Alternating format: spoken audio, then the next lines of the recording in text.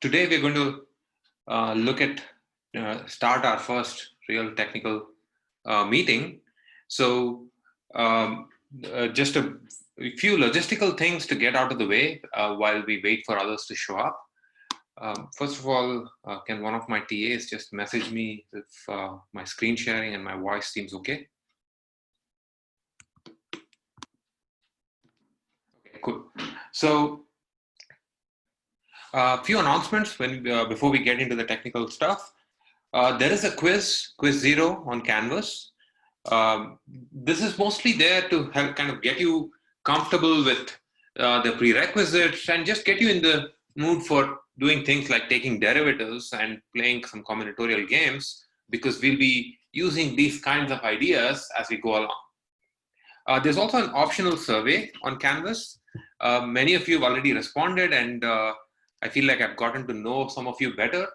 And I encourage you to, respond to it if you if you haven't already, and to whatever extent you feel comfortable. And if you don't feel like it, don't bother. A third thing I wanted to bring up is that there's still a waiting list for the class. I think I've handed out 1 or 2 permission codes because some space seemed to open up. But I'll keep you posted on this. We'll probably have some clarity next week. A final logistical thing, which is not here on the slide, is some of you probably know that this class is also streamed live on YouTube. Turns out that it's not today, but the lecture will be available on YouTube after the class is over. There's some technical issue with YouTube there. Are there any technical things or any logistical things that you'd like to get out of the way? Please, if you do, please use the chat as always. And I'll wait for a few seconds while I drink my tea.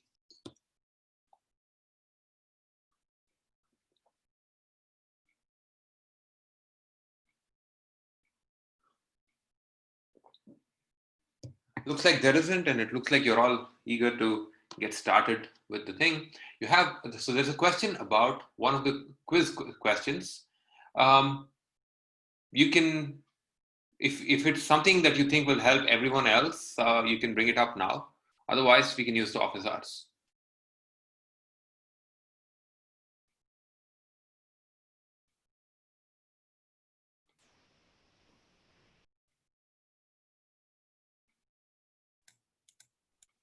Union. So there's something about the union of 2 independent events.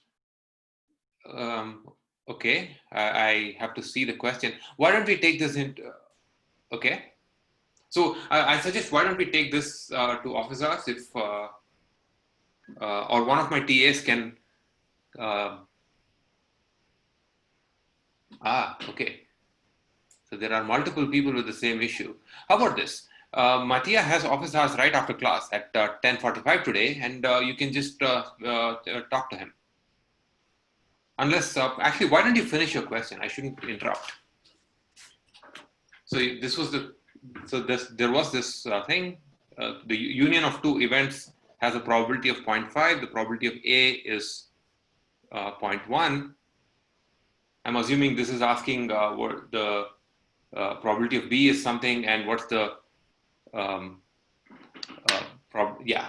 So this is, well, yes.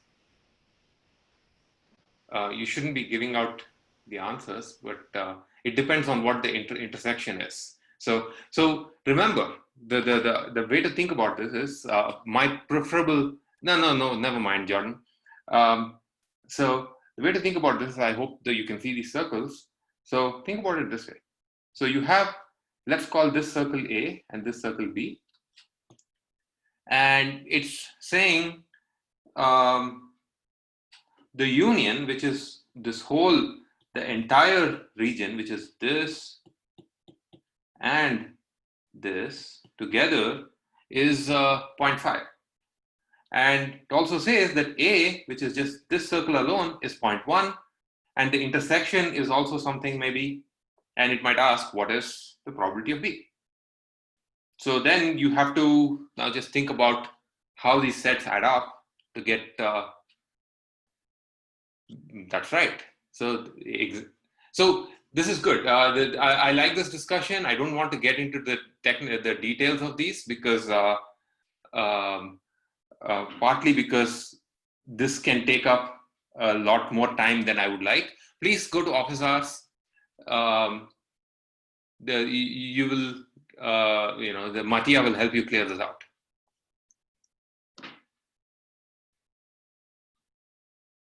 So I want to talk about our first baby steps into machine learning. Today, we're going to look at supervised learning and how supervised, just the terminology that we will be using for the rest of the semester and hopefully beyond that. So, but before we get to that, just a brief overview of where we were. In the last lecture, we saw what learning is. And the most important point that I said made in the last lecture was learning is generalization.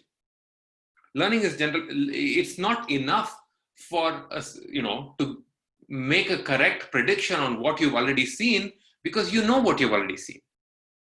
There is no value in predicting something that is already known. The value of prediction comes up only when you're making a prediction about the unknown.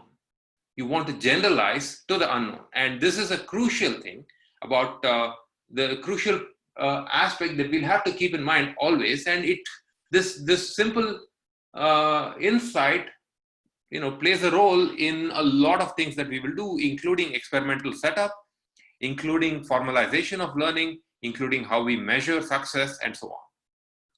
In the last lecture, we also saw the badges game. The badges game, if you just to remind you, was about. I see that. Was about these names that had labels, and I asked you to take a look at the data. So today, we'll just briefly spend a little bit more time looking at the badges game, and then we'll spend most of our time today formalizing supervised learning, where we talk about instances and features and labels. My hope is we'll get these two things done today and maybe start off on what a hypothesis space is. Okay. So let's just briefly touch upon the badges game. Just to remind you, in the last lecture, I showed you these 6 names and said every name has a label. There's a function that I just made up, and that's the function that's the rule. It's the rule that mapped these names to labels. And I also said that there's the whole the full about 300 or so names is linked to on the class website, so you can look at it and figure out, try to understand what I had in mind.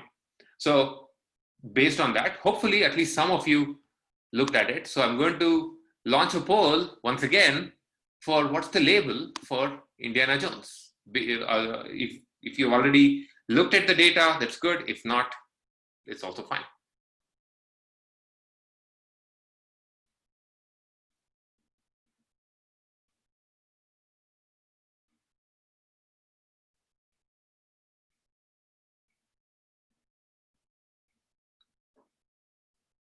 The data is on the class website. There was a link to it. I think Ashim posted it on the chat yesterday, on Tuesday. So one of you maybe can find it, and Ashim, can you just send the link again?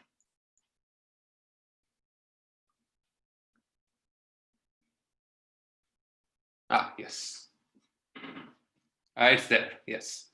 So I'm going to end the poll now. There are about 60 of you have responded. And yeah, that's exactly 60. And so before you saw all the data, you were roughly even, and now you're still roughly even because about 50% of you, 54% of you say plus, and 46% of you say minus. So the question though is not what the label is, because you can just toss a coin and get take a guess. The more interesting question is, how were these labels generated? So does anyone want to unmute themselves and take a guess, and just, or maybe you can even use the chat to um, share some guesses. What was the rule that was used to go from the name to a label? So one guess is, how long is the last name compared to the first name? So let's maybe try this out. Claire Cardi has 6 letters in the last name and 6 letters in the first, and it's a minus. So that suggests that we don't know anything yet. But Peter Bartlett has 5 for the first name and 8 for the last, so it's a plus. So this suggests that if the last name is longer than the first name, then it's a plus. I'm assuming, Matthew, that's what you are hinting at. If the last name is longer than the first name, then it's a plus. But notice that for Eric Baum, this doesn't work because they're both 4 and 4. So for Peter Bartlett, let me just write down the length. So you have 6 and 6, and you have 5 and 8, 4, 4, or 4 and 5. So it doesn't seem like a consistent rule. And also there is other examples in the data, the ones that Edward has pointed to. So are there any other guesses? Like, let's just do one more guess for the label, for the rule. The last letter of the first name is alphabetically before the last letter of the last name. Let's try this out.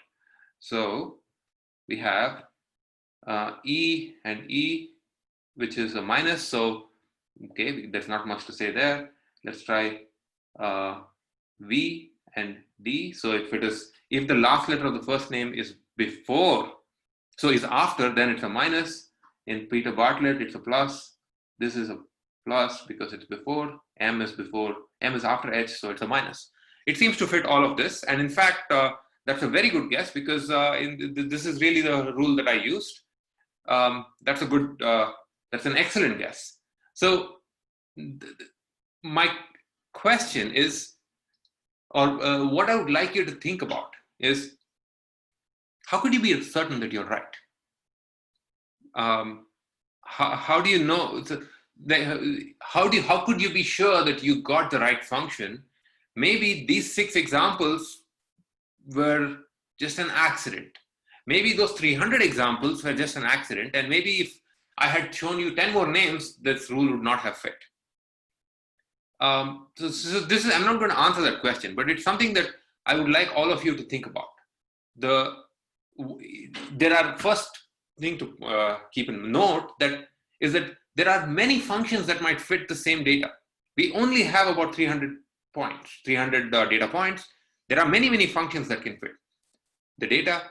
And so how could you possibly be sure that the function that you picked, even though it might fit all the examples that you've seen so far, is the one that was in my mind?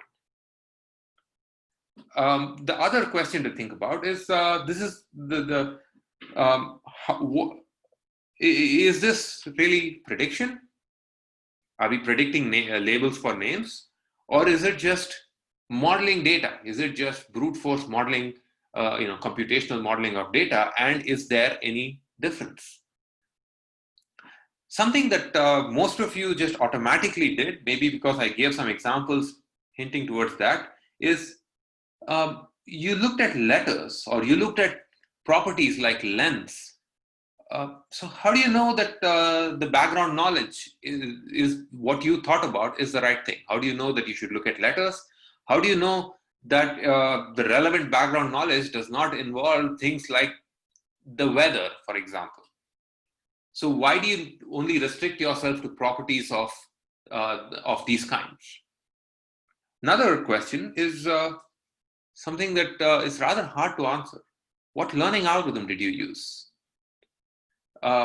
Did you use a learning algorithm? Did you just, my suggestion to you was just stare at the data and see if something jumps out, but implicitly you must be somehow entertaining various possible hypotheses for these rules, and maybe either accepting them or rejecting them. So how could you can we concretize this learning procedure? What you did was essentially execute a learning algorithm. Now, the goal of the semester is to make this more concrete. I'm not going to answer any of these questions here. These are things that I would like you to keep in mind and think about as we go along, because this is something that we'll have to figure out. Okay, so next, let's move on to think about what is supervised learning. The point of this unit is to give you some vocabulary that we will use for the entire semester, and we'll build on top of this. So I'm going to introduce this using a running example. Imagine there is a news agency where in a traditional newspaper, there are different desks. There are different people who are specifically writing articles about specific topics. So there is someone or some group of people who are writing about sports. There are some people who are writing about say business, and some people writing about politics and so on. Instead, let's imagine a decidedly weird news agency where people just write news articles. They don't care about what it is. Today, this person might write about sports. Tomorrow, the same person might write about politics. And they don't even say whether the article is about sports or politics. They'll just give it to the editor. What the editor does is give it to this magic box that they have, this news article labeling device that will read the article and say, this should go into the sports section of the paper, or this should go into the business section of the paper. So this device is performing the role of a human being who reads every article and files it into the right category. In the terminology of machine learning, the news article that goes into the box is called an instance. These are things, these are objects in the real world. This could be news articles, this could be, say, images and so on, that need to be labeled or categorized or scored. The output of the box is a label. It's a tag, if you want. And this box here, in this case, is a classifier. It takes some instances and maps every instance to a label. Imagine now that we have a set of all possible instances. Every possible news article, even articles that have not yet been written. This is mathematically a set. It's a set of every news article. Together, they form what's called the instance space. The instance space is a space or the set consisting of all possible instances. Importantly, including instances that don't exist yet, including instances that may never exist. It's mathematically a complete set of all possible instances. And on the other side, we have the label space. The label space is a set of all possible labels. In the case of this news article, you'll have labels of this kind: sports and entertainment and politics and business and so on. In this case, the label space has 4 elements. The job of what we want is a function. Mathematically, what we want is a function. We want to learn the function that can take the instance space and map it into the label space. So formally, it's a function from the instance space to the label space, and we call such functions classifiers. Let's dive a little bit deeper into this. The instance space is the set of examples that can be classified. At least for now, for the next maybe half an hour or so, I want you to think of instances as objects in the real world. It could be newspaper articles, it could be documents, it could be say emails that a spam detector is classifying. It could be, say, images that you want to know whether a self-driving car might want to know whether a certain image that it sees in front of it, a certain snapshot of the road, is safe to drive or not. In that case, the instance is an image or a video. These are real-world objects. They're not mathematical. I mean, you can think of them mathematically, but just to tie it to the fact that we are writing programs that operate on entities, The instance space consists of examples in the world that need to be classified. The label space is a set of all possible labels. So for example, if you have a spam detector, the label space consists of exactly two labels. Either an email is spam or it's not spam. In the badges game, the label space consisted of two elements again. We had pluses and minuses. Every name, including names that did not exist, including words that are not even names, could have been classified, categorized by this function that we just saw into a plus or a minus. So the label space consists of two things. Again, the label space could consist of more things, and we'll see some examples. Now, imagine that there is a certain function that maps examples, elements of this instance space to elements in the label space. This function, we will call it the target function, f. F takes an x, which belongs to the instance space, and produces a y, which belongs to a label. This is called the target function. This is the function that we don't have. This is the hidden function. This was the function that I had in my mind, but I didn't tell you with the badges game. This is the target function for the learning algorithm. This is the goal of learning is to find this function. Sometimes this is called the oracle function. Sometimes it's called nature. Nature labels things, and the goal of learning is to, in some sense, read the mind of nature. This is an important conceptual point. The goal of learning is to find this target function. We don't get to see that function. We have to discover it. Learning, essentially, seen from this point of view, is a search over all possible functions from the instance space to the label space to find the one function that nature has in its mind, to find the oracle. And this is, this is an important conceptual abstraction. So I want to pause to see if there are any questions.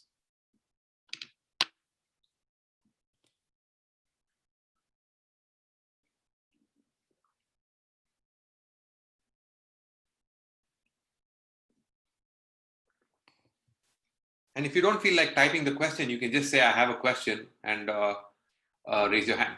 So there's a question that says from Anthony, what kind of search will we be using?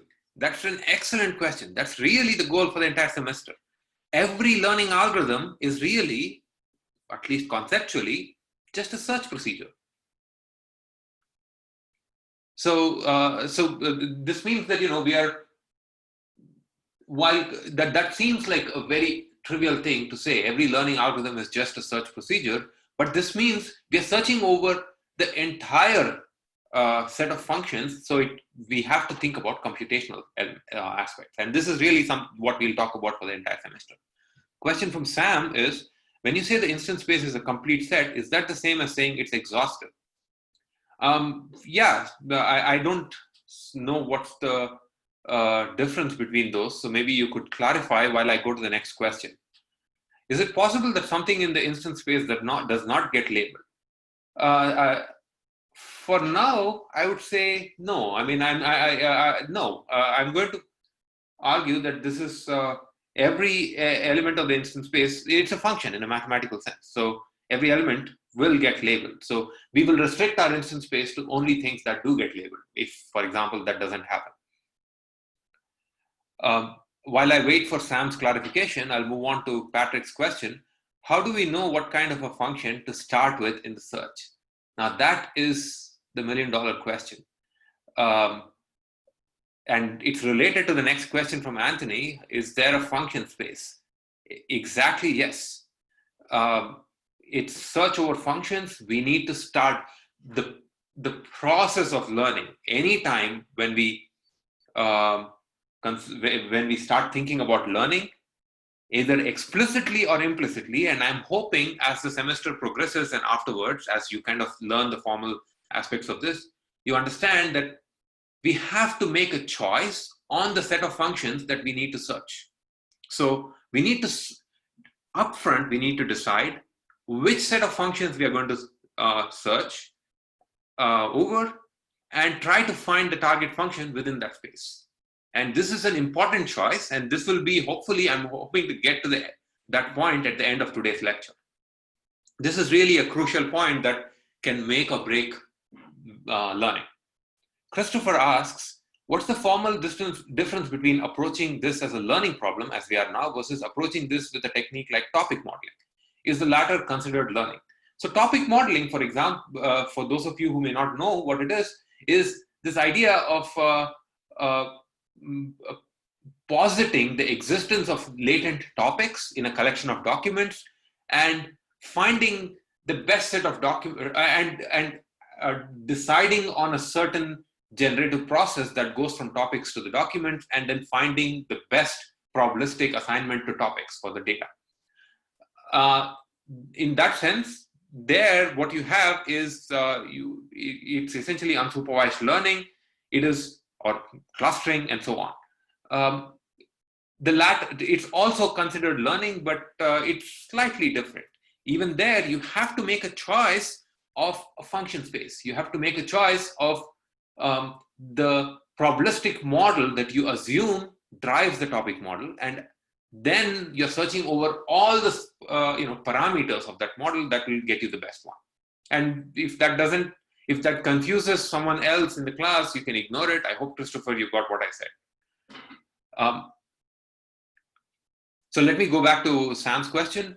A set of events is jointly or collectively exhaustive if at least one of these events must, okay. So I'm not thinking of these as a set of events. I'm thinking of this as a set of objects.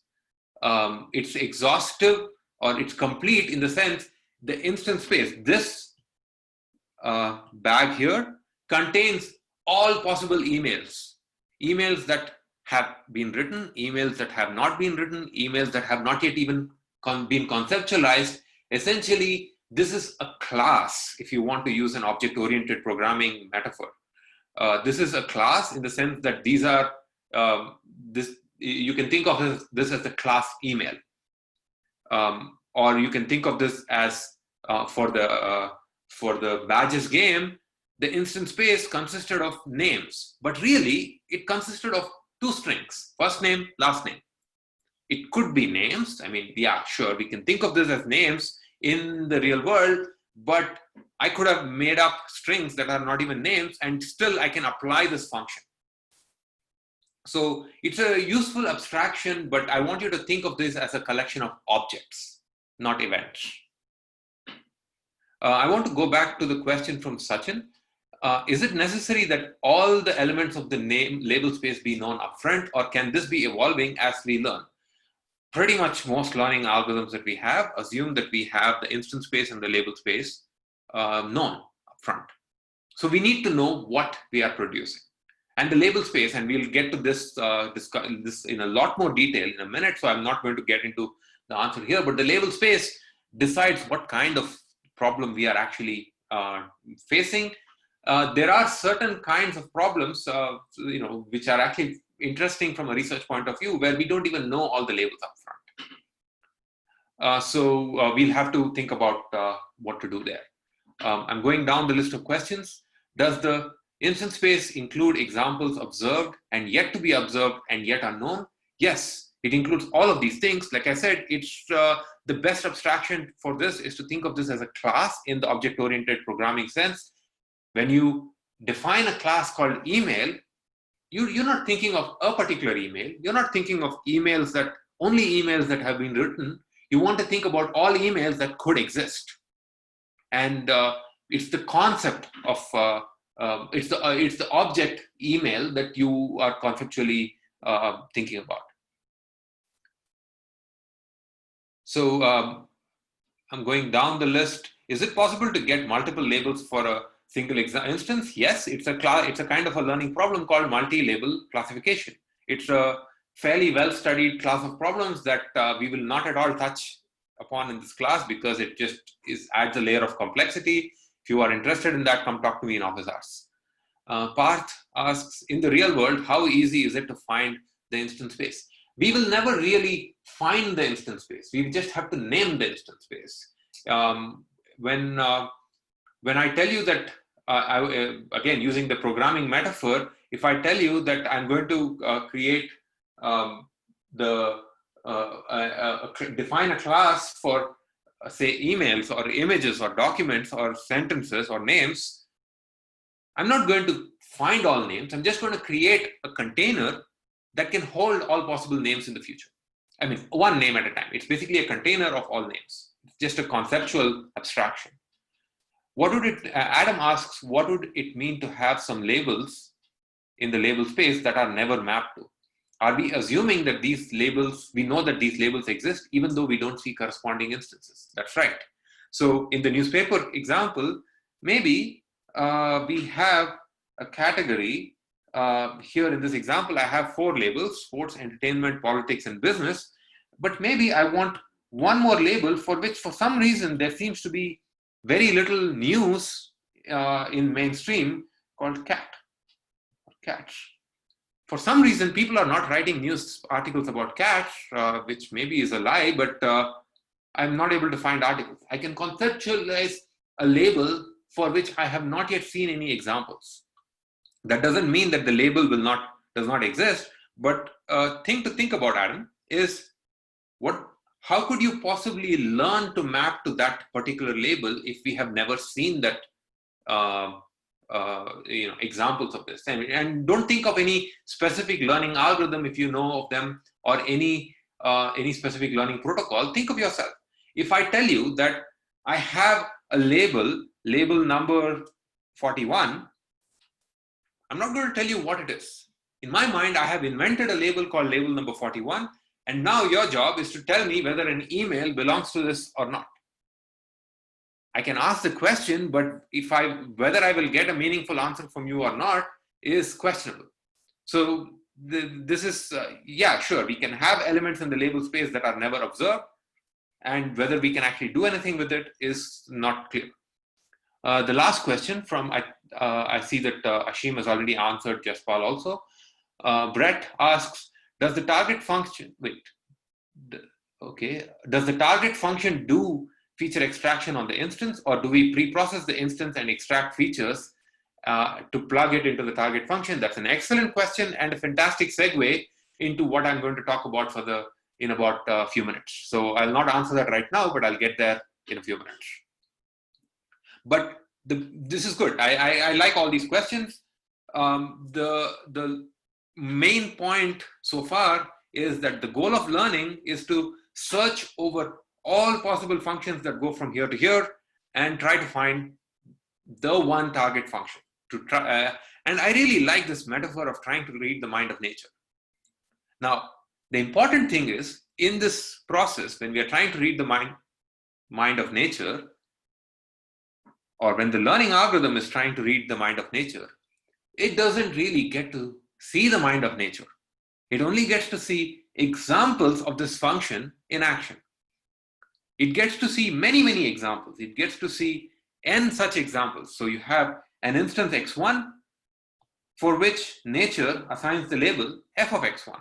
You have an instance xn for which nature assigns the label f of xn. So you have n such examples.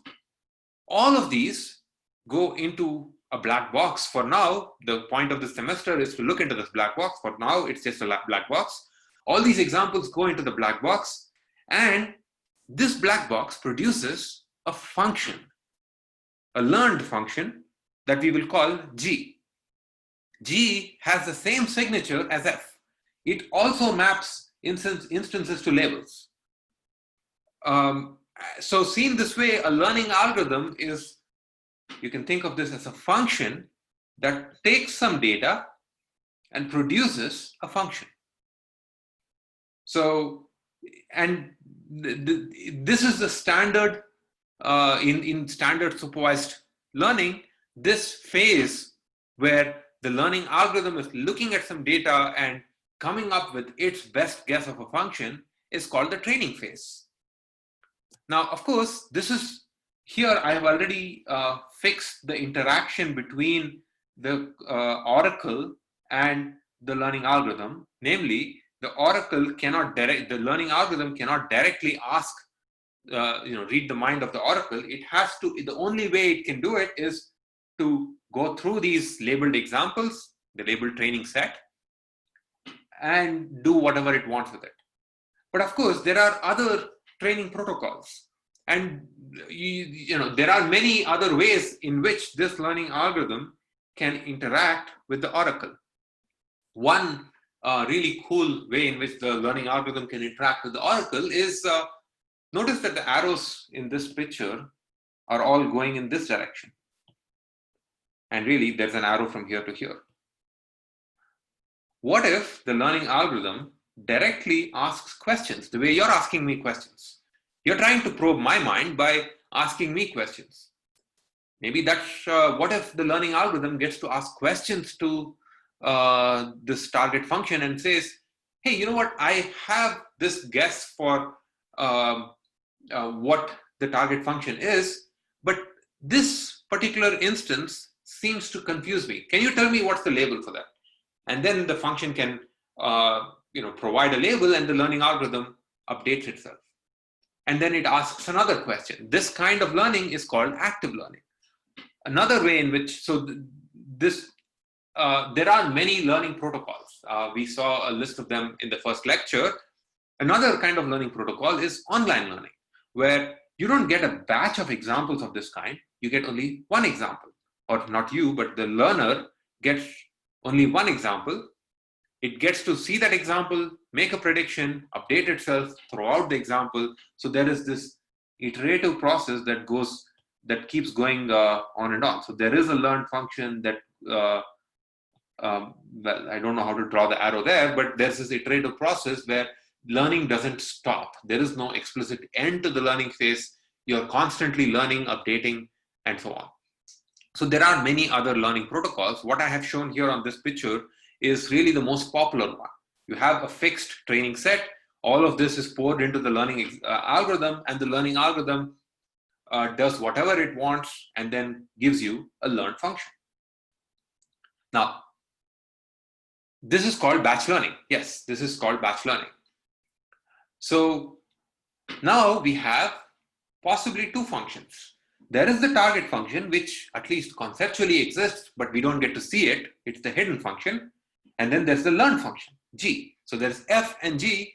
In an ideal world, if learning was perfect, F equals G. But how do we know that? We need to know whether the learning algorithm was successful. And this is the evaluation phase. And the way evaluation works is we draw a test example, a probe, if you want, from the instance space. So we pick an element of the instance space, a test element, give it to both F and G. Both F and G get to make a label, predict a label on it. F, of course, is the oracle. What F says is the ground truth. And G, is the learned function. And both of them get to make a prediction, and then we can ask, are they different? So for example, F could be the oracle function that perfectly decides whether an email is spam or not. Maybe F is this function that is a human, maybe you, looking at your email inbox and deciding that a certain email is spam, perhaps just looking at it, or maybe after having clicked a link and bad things happening. One way or another, you are able to ascertain the ground truth, the gold label for the example. And then there's also the spam detector that you've trained. And this spam detector can also make a prediction. And now you want to know whether F and G are the same. To know whether F and G are the same on this example, you just have to compare these labels. You can see whether what the prediction that your function makes is the same as the ground truth that you have found out. Another example of the testing could be, let's say this particular, the instance space consists, let's say, of certain positions in a DNA sequence, and you want to know whether it is a marker for a certain disease. And let's say there's a new position where we don't know anything about, but you have a model. You have a certain G, a learned function that can make a prediction. So you run that function, you get a prediction, and you get the prediction says, yeah, this has something to do with Alzheimer's disease. F in that case would be doing some experiments in the lab. I don't know what they are. I can't even begin to imagine what they are, but doing some experiments to figure out what it is. and whether that particular sequence of DNA has something to do with Alzheimer's, and checking if your prediction agrees with nature. So a few questions. Can f of x change over time? And Anthony's already answered saying it's f of x comma t, but I would like to say a little bit more. Yes, f of f can actually change over time. F is the ground truth, right? Now, imagine, I'll give you an example where f changes over time. Imagine that so this is called concept drift. So where the definition of the underlying concept itself is changing. So maybe, for instance, the definition of what is a fast athlete was different. So let's say the instance space consists of people, and we have to decide whether this person counts as a fast athlete or not. I don't know what that means, but I'm just making it up. The definition of a fast athlete changed a lot over the last century because people started training more rigorously and they started training more rigorously. Let's just leave it at that. And over time, the concept itself has changed. You can imagine many real world problems where the definition of these things change over time. Maybe there was a certain period, for a brief period of time, a day or two, when if you have the word free blinking in your email, it was not spam. And overnight, maybe that changed because people started spamming with such things. So yes, the concepts do change, and this is called concept drift. Megan asks, have you seen X before during training, or has it never been seen before? That's an excellent question. I'll come back to that in a minute. But it's not just one test example. Maybe if you draw one test example and compare, maybe F and G are the same by accident. So it's maybe that's not. Maybe your learned function just got lucky and got agreed with the oracle. So it's not enough to get to this thing. So we have to. Not just test it on one example, but we need to test it on many examples and aggregate these comparisons using something like an average or something, and to get a single measure of quality. So I see that there are a few questions. Adam had a question. My PA just said I missed a question of Adam. Did I miss one? What was the question? This is called batch learning. Yes, I think I briefly mentioned it. Yes, it is called batch learning. And then Christopher says, if f is changing over time, would it make sense to think of the f as the derivative of another unknown function, capital F? It feels wrong, and I'm not sure why. It's an excellent intuition. It can be unsettling, and yes, for pretty much most of the semester, we will pretend that the concept, the target function, doesn't change. When the target function does change, it sets up a more difficult research problem. So we will not worry about it. But if you do want to have that discussion, come to office hours, and we can both talk about why it is unsettling. Megan has her hand up. Do you want to just unmute yourself and ask the question? Or do you want to type it? I already asked, but thank you.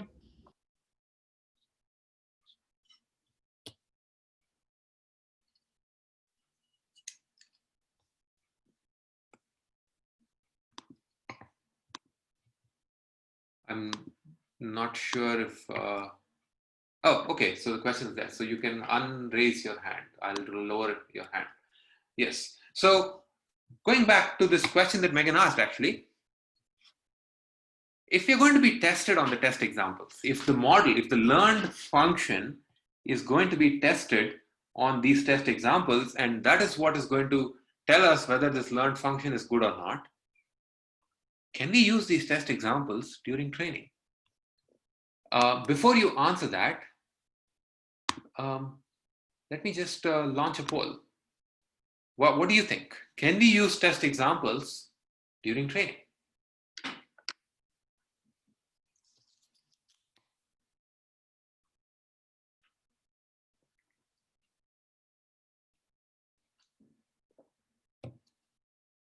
And I love the fact that we can do these polls, because usually in class, I have people raise their hands. And for some reason, I don't know why, a lot of people are shy about raising their hands in class, but thankfully are not shy about clicking a button. So I'm excited, and I must figure out how to use this even in in-person classes. But many of you have voted. So I'm going to share the results and then talk about this, because this is perhaps one of the most important things that you will take from this entire semester. So the question was, can we use test examples during the training phase? And 47% of you said yes, and 53% of you said no. And the answer is maybe, can someone explain why yes and why no? And this might be a good time for you to just unmute yourself if you want, rather than typing, because you can just... Test is to see how you would do in the real world. James is unmuted, so maybe he wants to talk. Test is how you would do in the real world, so you don't want to train on it. But we can't hear you. Kirsten says, is it assumed that G is restricted to the training data equals... Oh, I can't hear James. So maybe there's something wrong with my audio.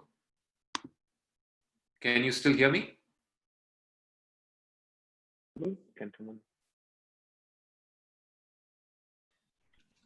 I see. I have.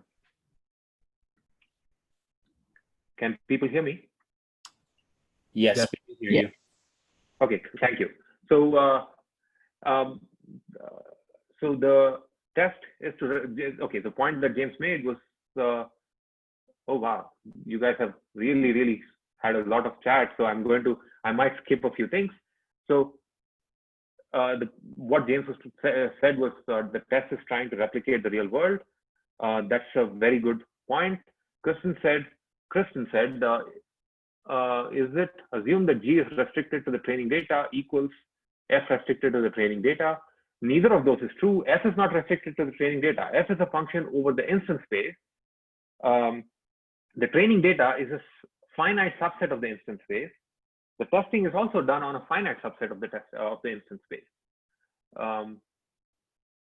There's a suggestion on polls. I think that's a very good thing. I could not hear Megan earlier, so maybe there was a brief glitch. Michael says you can train on tests, but you overfit, and this is the point I wanted to make. Audio quality went down by about 90%, I hope. Okay, so let me see if I can. My audio quality should have gone up by 90% now, and maybe one of my TAs can tell me. It's still bad. I did not change any microphone. So give me a minute while I try to fix this. I would not dare change.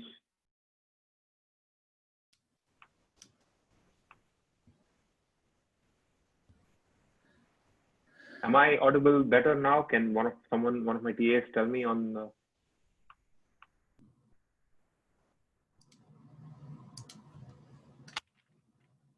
I'll just speak out aloud. So I'm going to proceed for time reasons, because these kinds of technical issues can go on forever, because I do have an important point here. So there are a few suggestions about overfitting, and that is really the point. Let me give you the metaphor, because this is a metaphor I like to use. You should think about your test examples that you're drawing as a representation of the future. So you should never, ever train on the test examples because you don't ever get to see the future. Remember, the goal of learning is generalizing to the future, to unseen instances. And the point of testing is to measure, is to evaluate how well can this learned function G do on future examples that we have not yet seen. Now, if you accidentally contaminated your training set by including the test set with it, here's what a clever learning algorithm could do. What the learning algorithm would do is remember, just memorize every single test training example that it saw. And when the test example comes in, it's not going to make a prediction. It's not going to do anything clever. It's just going to look up and see, did I ever see this example before? Did I ever see this instance before? And if I did, let me just replay the label from before. Now, sure, it will get the right answer, but then it will never really, it has not learned anything. It has just memorized what it saw, and it cannot really do well on the future. So the goal of testing, of evaluation, is to get a sense of how well is your learned function going to do on the future. And the future is really not something that we can see. As a result, the training phase should never, ever see the test examples. In fact, I actually prefer to take this to an extreme. When I tell my students who, in research, we usually have test examples which are, which exist out there, but I suggest that you don't even look at the test examples. How do you avoid biasing yourself with held out data? I suggest you don't even, visually inspect the test examples, because if you open a test example, the file, and you see it, the learner might be contaminated through your brain. You might see it and you might do something to the learner that accidentally tells the learner, you know what, when this example comes up, the label is plus. There is no point in a spam detector that only works on spam emails that were sent till yesterday, because you need to generalize to spam emails that are going to show up tomorrow. The test set, the set of examples, these test examples are supposed to be a representation of the future. So the answer to that question, can we use the test examples during the training phase? I strongly would say don't. It's dangerous for multiple reasons. If you do that, today our learning algorithms are so good that they can just memorize the entire data.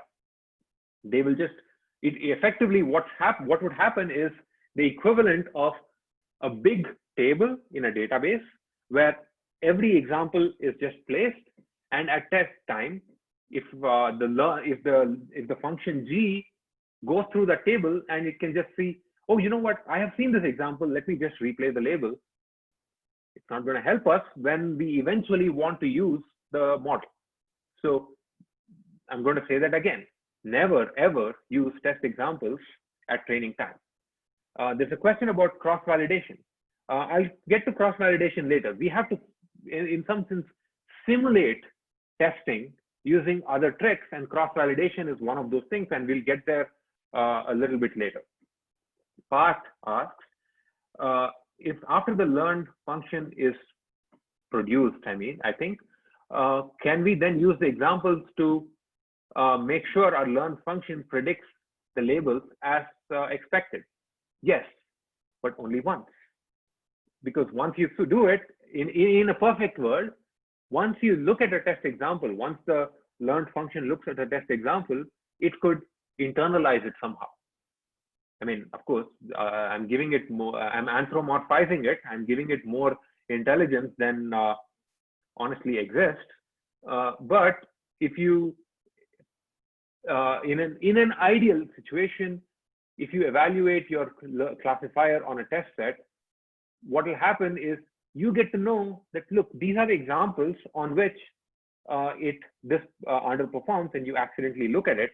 The next time you evaluate it, you might have contaminated the model by tweaking something so that it does well on only those examples. So Ben's question, is it the same issue if you develop an algorithm, evaluate it, and then revise it and evaluate it again? Do you always need a fresh set of test examples? In an ideal world, sadly, yes.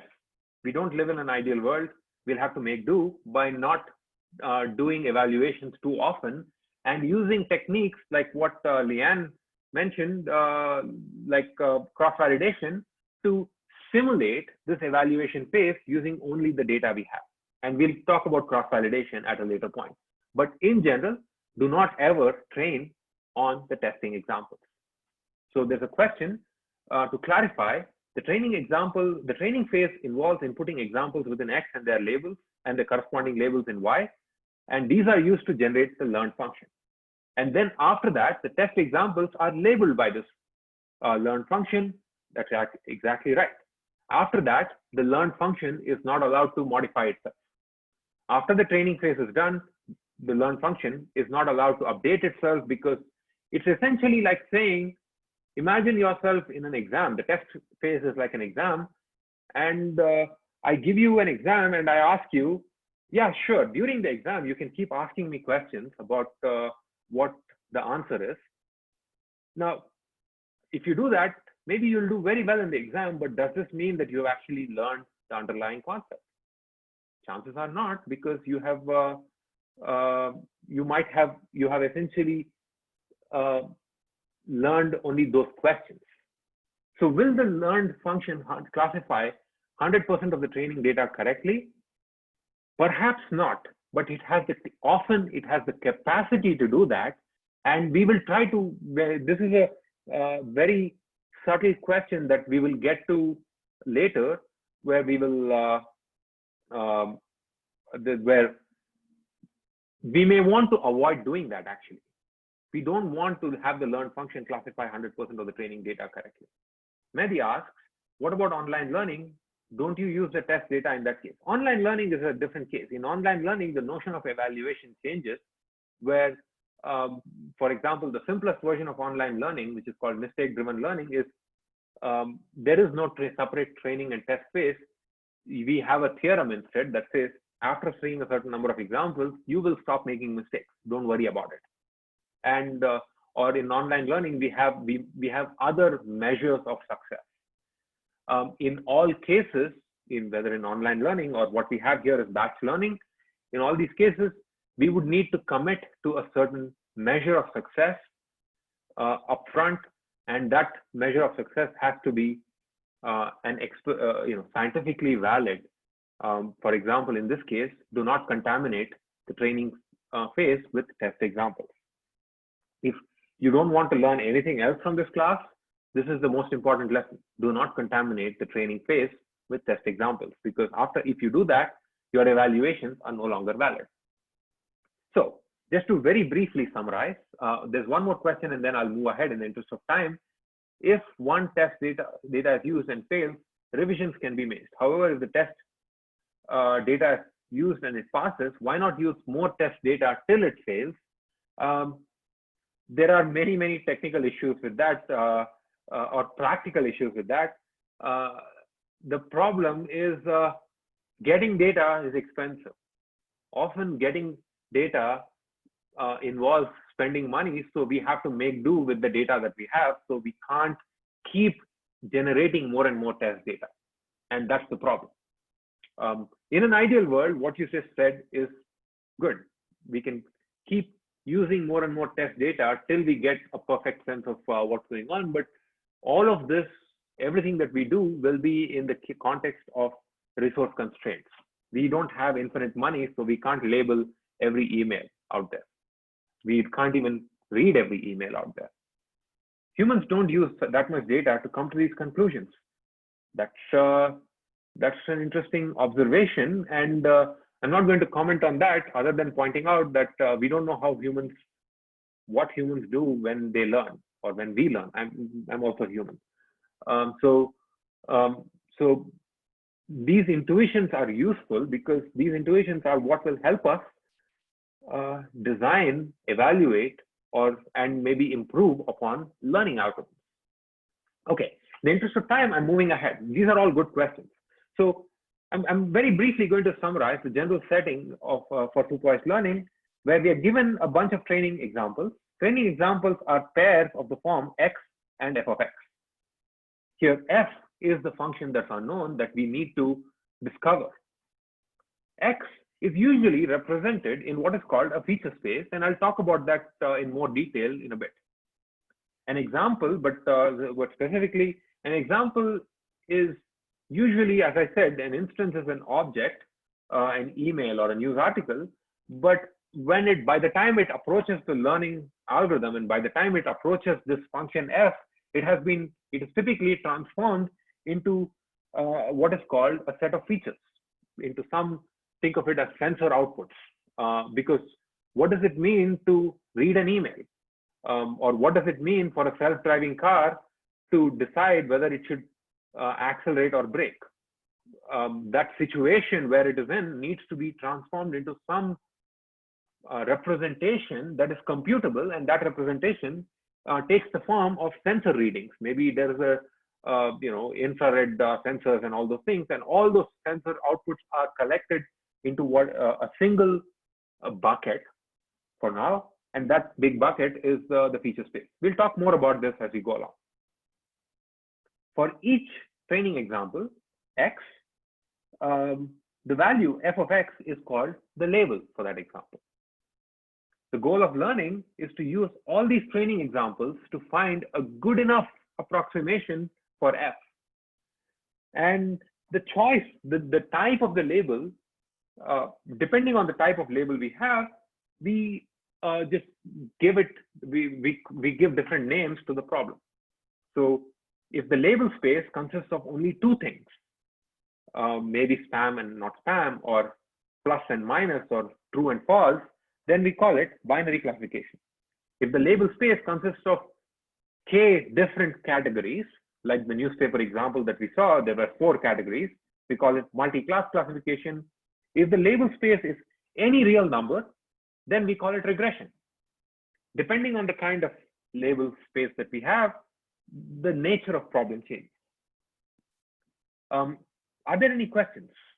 Maybe small questions, because there were many interesting discussions as we went along.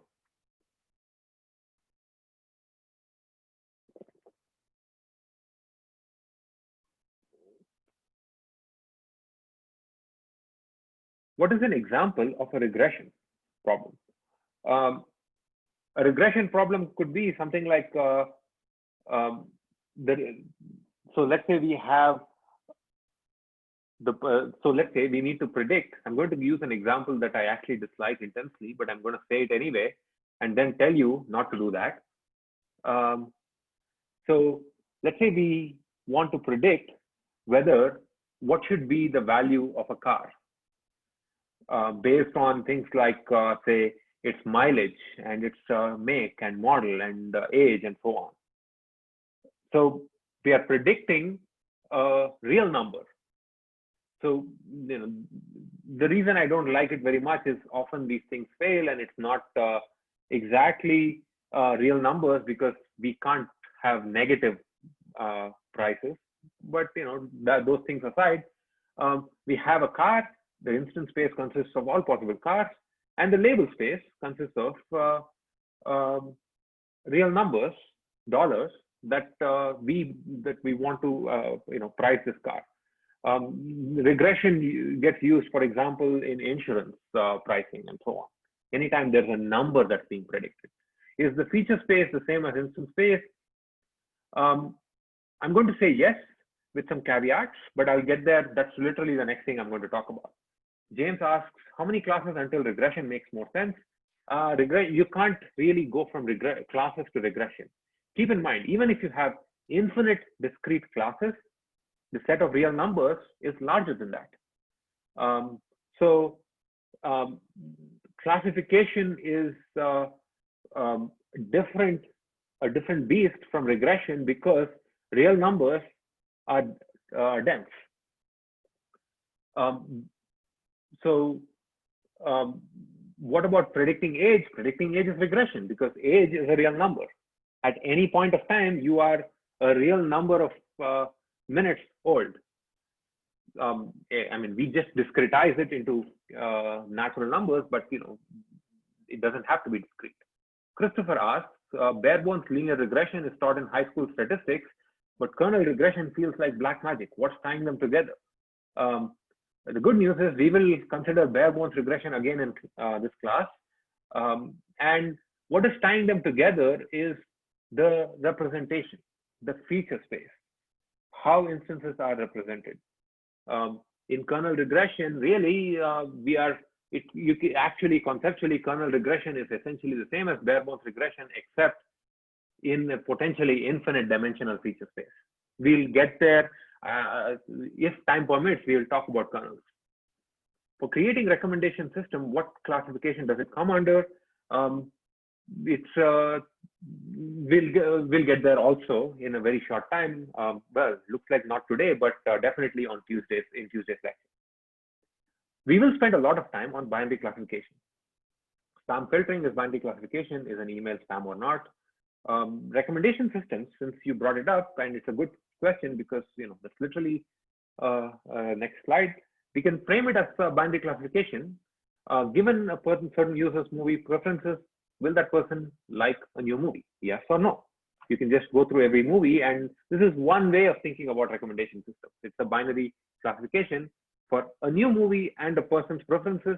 Given those two things, they form the instance, and the label is yes or no. Anomaly detection can be framed as binary classification. Is a smartphone app malicious? Is a Twitter user a bot?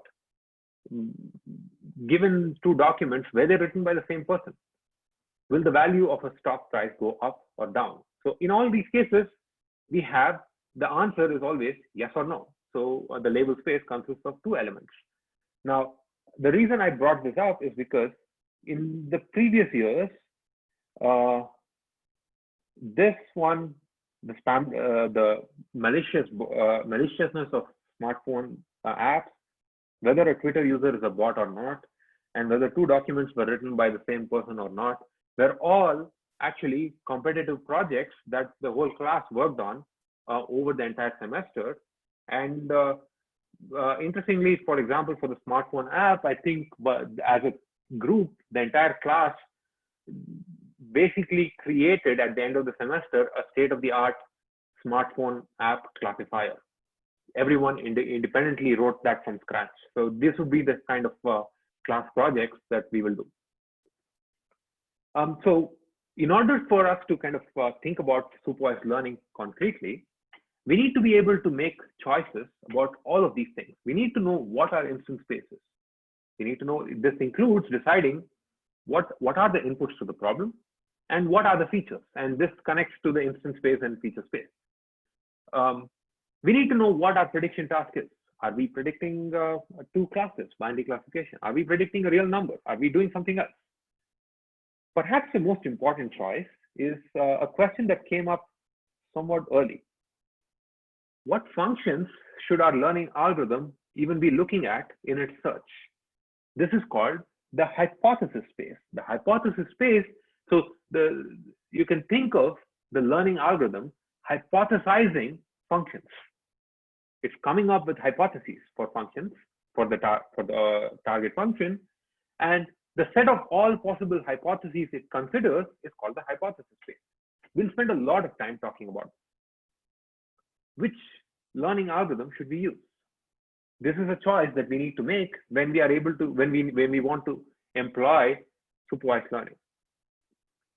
The other choice, which sometimes we tend to forget because we just use someone else's decisions, is how do we define success?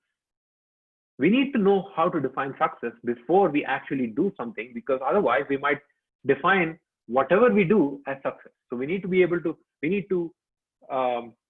decide on a performance measure upfront so that we are being honest about it. All of these things are going to be important choices that we make, and we're going to go through this list in order. Let's talk for the next 10 minutes about the instance space.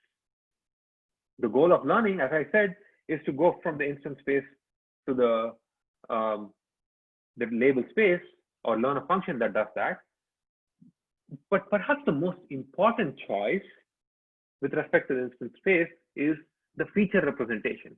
See, when we have a problem, and let's say after the semester is over and you become the machine learning consultant for a big company, typically you don't get to pick the instances itself. The problem that of what needs to be classified is given to you. In an email classification problem, we need to classify emails. That seems like an easy choice. The actual design choice at hand is, how do we know what is a good feature representation? Instances are defined by features. The features could be Boolean.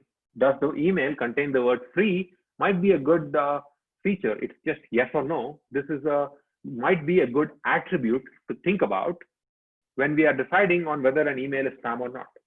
The features could be real value. What's the height of a person? What's the stock price yesterday? These features could be handcrafted. Maybe you spend a lot of time thinking about it, or maybe the features are also learned. And the idea of learned features or learned representations is one of the coolest things that happened to machine learning in maybe the last decade. You may have heard about it. It's also got another name, namely deep learning. So when features themselves are learned, we get learned representations, and this is a hot area of research. But conceptually, what we are doing is we are taking inputs to the learning problem, like objects that I talked about, and mapping them to some representation, a vector space. We'll talk about that in a minute, through a function that's called the feature function. The feature function is also called a feature extractor. It, as I said, it could be a deterministic process or it's self-learned, but the standard procedure is to collect all these attributes that we have decided on. For now, for at least for the early parts of the class, let's pretend that these feature functions are deterministic. So we have come up with a list of features that we think are interesting or relevant, and that's important. And we apply these functions to each instance that we encounter, and group and collect them all together into high dimensional vectors. And we'll talk about these high dimensional vectors in a bit, but this choice of what feature function to use is an important design choice. It's a choice of it's a choice that can actually make or break a learning solution. If you use the wrong features, learning might actually be impossible. If you use the perfect features, learning might be trivial. Most of the time, we don't know what are the right features, so we make good guesses, and we hope our guesses are right. In fact, a lot of time in the industry, when people use machine learning, it's actually in designing features. Students who have interned in data science internships often tell me, yeah, I spent the summer basically being a feature engineer. I spent all my time trying to invent new features for this task that they cared about, because so as to get like a slight improvement in performance, in accuracy or something. Features are supposed to capture all the information that's needed for a learned system. And a useful metaphor is these can be you can think of this as the sensory inputs that the learned system has for over all the instance space, over the objects in the instance space. And deciding on what are good sensors is non-trivial. It could be a design problem. Not all information that you can think about might be necessary. Not all information might even be relevant. And in fact, if you actually add unnecessary information or irrelevant information, or maybe even adversarial information, these are bad features that could confuse the learner. So let's think about the badges game. So for the badges game, you might think about good features and bad features. So what might be some good features for the badges game? So I'm going to launch a poll. Why don't you check all the options that you think might be good features? Select all the features that you think might be useful sensors for a badge, the badges game.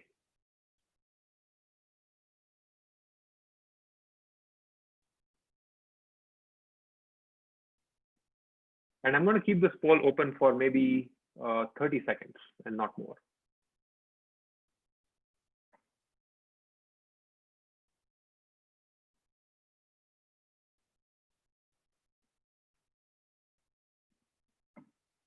While that's happening, I'll take a question. Sachin asks, in real world problems, how frequently do new features get added? Does this new addition affect the learning process? It gets added a lot. A lot of times when a learning-based system doesn't work, we are often back to the drawing board about, okay, maybe we should add some feature. It does happen quite a bit. And changing or adding or removing new features can significantly change the outcome of learning. Both of these, the answer is yes. Frequently, we do add new features, or at least we try to discover new features, and new features do change the learning outcomes. So I'll stop the poll and I'll share the results. There is like a strong majority that the first and the third feature, namely the second letter of the first name and the length of the first name, are interesting features, whereas the middle one, is there a day of the week that begins with the last letter of the first name, is only 19 of you, only 23% of those who answered thought it was an interesting one. And at some level, I kind of agree with this perspective.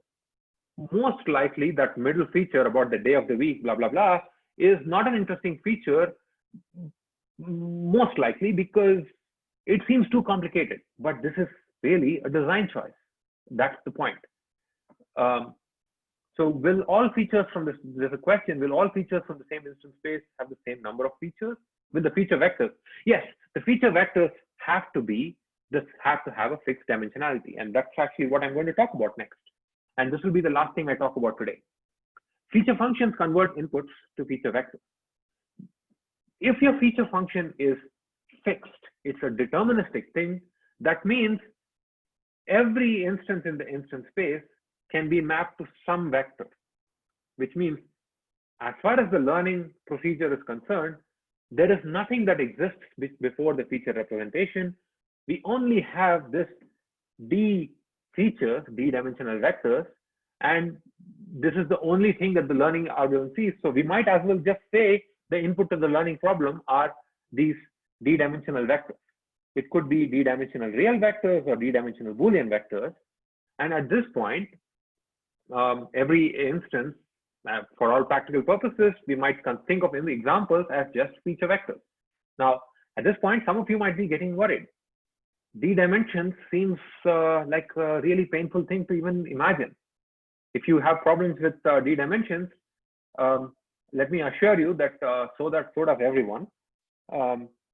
If you want a programming metaphor, you can think of it as an array of D numbers.